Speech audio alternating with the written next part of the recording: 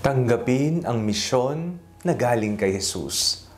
Ako po si Father Fiel Pareha at ito po ang ating segment, ang Daily Devotion, na kung saan tayo po ay magdarasal, magbabasa at magninilay kasama ng salita ng Diyos sa buong taon. Manalangin tayo. Sa ngalan ng Ama, ng Anak at ng Espiritu Santo. Amen.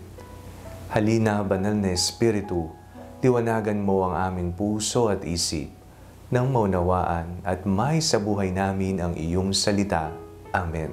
Our Bible passage for today is from the Gospel of St. Matthew chapter 9, verses 35 to 38, and I read it for you.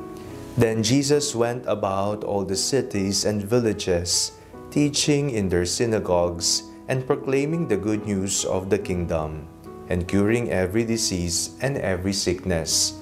When he saw the crowds, he had compassion for them, because they were harassed and helpless like sheep without shepherd. Then he said to his disciples, "The harvest is plentiful, but the laborers are few. Therefore ask the Lord of the harvest to send out laborers into his harvest."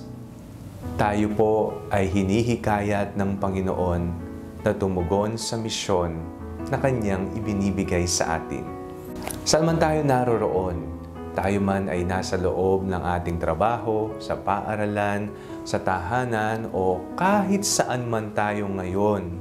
No? Kung napapakinggan mo ito at nagdarasal ka kasama ko at nagbabasa tayo ng Biblia, ito po ang nais iparating sa iyo ni Jesus. Tanggapin mo ang misyon na Kanyang ibibigay. Ang ating Panginoong Jesucristo ay nagpunta sa mga bayan-bayan at nakita niya na ang daming taong nangangailangan ng tulong. Nariyan ang mga may sakit, nariyan ang mga mahihirap, nariyan ang mga inaalipusta. At ang sabi ng Panginoon, nakakaawa naman sila. Jesus had compassion to the crowds para daw silang naharas at pinabayaang mga kawan. Tayong lahat ay may kontribusyon para sa ikalalago ng bawat isa.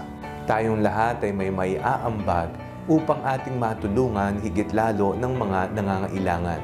Ang ating misyon ay hindi nagtatapos sa ating pansariling pananampalataya lamang. Sa katotohanan, ang ating pananampalataya hindi lamang makasarili. Bagkus, kung ating susuriin ang ikalawang dakilang utos, mamahalin natin ang ating kapwa kung papaanong minamahal natin ang ating sarili. Kung mahal mo ang iyong sarili, sana magawa nating mahalin. Lumabas sana yung pagmamahal sa iyong sarili upang mahalin mo ang mga taong nakapaligid sa iyo. Higit lalo ang mga taong may higit na pangangailangan sa buhay.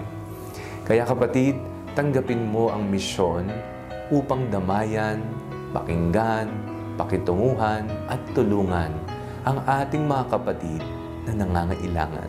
Manalangin tayo. Panginoong Jesucristo, bigyan niyo po kami ng lakas ng loob upang tumugon sa iyong panawagan sa misyon.